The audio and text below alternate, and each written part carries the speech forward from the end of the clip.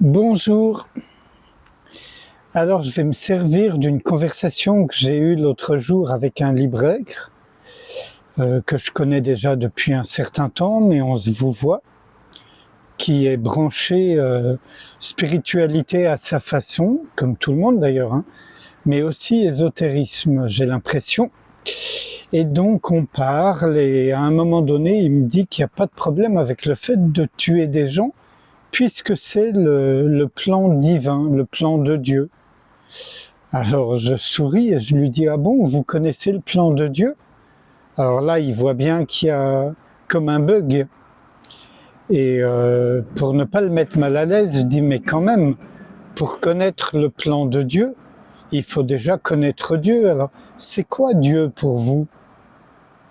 Et il est un peu embarrassé, il cherche, puis il me dit « c'est le créateur de tout. » Je lui dis « Ok, d'accord. » Et le créateur de tout vous a dit quel était son projet et ce qu'il attend de nous les humains.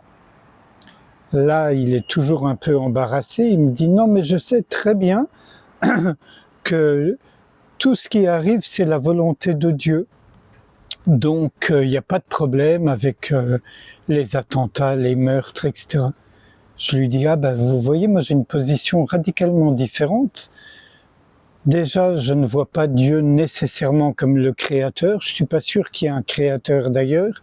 Il y a une création, ça c'est évident, et une dissolution, une destruction d'instant en instant. Mais ça, n'en parlons pas. Pour moi, Dieu, c'est ce qu'on ne peut ni nommer, ni se représenter, ni imaginer, et encore moins parler en son nom, puisque, vous voyez, alors bien sûr, pardon, pour des besoins de communication, on peut employer le mot Dieu en rappelant, par exemple, dans mon cas, ce que ça signifie. Ça signifie ce qui est tellement vaste qu'on ne peut pas l'imaginer, le nommer, se le représenter. Et la seule expérience de Dieu qu'on puisse avoir, selon moi, c'est quand moi-je est effacé, est absent, et qu'il n'y a plus que l'espace infiniment ouvert. Et il n'y a plus aucune volonté personnelle, on peut dire que c'est la volonté de la vie, du vivant. Pourquoi pas de Dieu? Ceci étant dit, donc, moi, la vision que j'ai de Dieu, c'est la mienne, elle n'engage que moi. On peut voir ça comme un concept et donc le réfuter. Mais pour moi, cette vision m'engage à considérer qu'il y a certes une force, un principe supérieur à l'intellect humain, ça c'est évident, à l'ego humain, mais rien ne dit, mais alors vraiment rien ne dit que ce principe attend de nous quoi que ce soit, et encore moins de tuer, de commettre des attentats en son nom. Vous voyez? Donc je lui dis, écoutez, moi je viens d'une famille qui ne croit plus en Dieu depuis la Seconde Guerre mondiale, enfin c'est ce qu'ils disent, parce que comment Dieu aurait-il pu permettre un tel carnage? Et j'ajoute un peu narquois, mais gentil, enfin j'essaie, mais ceci dit, je dois vous avouer que j'ai eu beaucoup de discussions avec ma famille, puis j'ai renoncé parce que ça passait pas, mais je leur disais, je vois pas pourquoi vous mêlez Dieu à ce que les hommes ont fait. Mais si les hommes l'ont fait, c'est la volonté de Dieu. Oh mon Dieu, c'est trop facile. Donc, à mes yeux, admettons qu'il y ait un Dieu créateur. Admettons, hein. Je vois pas en quoi ce Dieu créateur dirigerait toutes nos vies comme si on était des marionnettes et que lui tire les ficelles dans un dessin qui nous échappe, mais qui est forcément bien, puisque c'est le dessin de Dieu. Je sais que beaucoup de gens, y compris dans l'Advaita Vedanta, dans d'autres formes de non-dualité, sont là-dedans et du coup justifient ce qui, à mes yeux, est injustifiable. Voilà. On peut comprendre les points de vue, mais non. À mes yeux, un être humain, s'il est en contact avec ce qu'il est profondément, avec cet espace infiniment ouvert, avec cette immensité silencieuse, appelez ça comme vous voulez. Je veux dire, dès que l'ego s'est effacé, dès que l'ego n'est pas là, on est bienveillant. On ne peut pas faire du mal délibérément. Donc bien sûr, il n'est pas question de tuer ou de commettre des attentats. Évidemment, il peut y avoir des exceptions, pas pour les attentats, mais on peut, pour défendre ses proches, pourquoi pas tuer. J'espère ne jamais être confronté à cette situation. Il y a des gens qui le sont.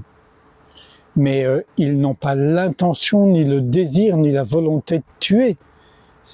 Vaut-il mieux, c'est un koan zen d'ailleurs, vaut-il mieux tuer une personne pour en épargner plusieurs ou ne pas intervenir? Ça, c'est un autre débat, vous voyez, mais qui relève de la même logique.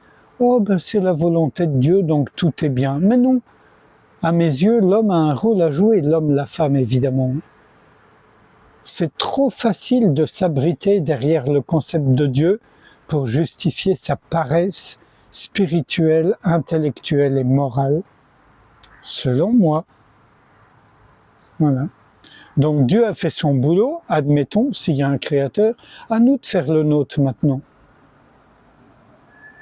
Et afin de faire le nôtre dans les meilleures conditions, je vous invite à ne pas penser à tout ce qui vient d'être dit et à ce qu'on passe un moment ensemble en silence, à ne rien faire, à ne rien chercher, à ne rien attendre, à ne rien rejeter. Juste ne pas s'impliquer dans les pensées, les sensations. Laisser le divin éclore encore en nous.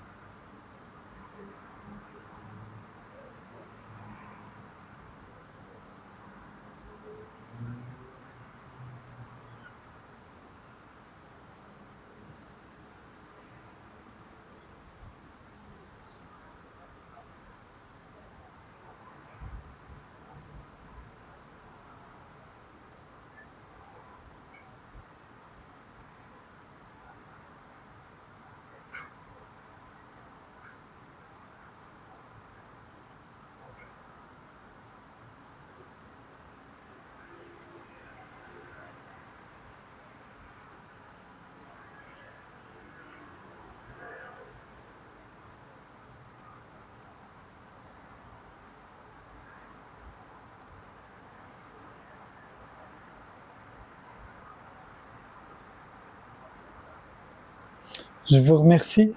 À bientôt.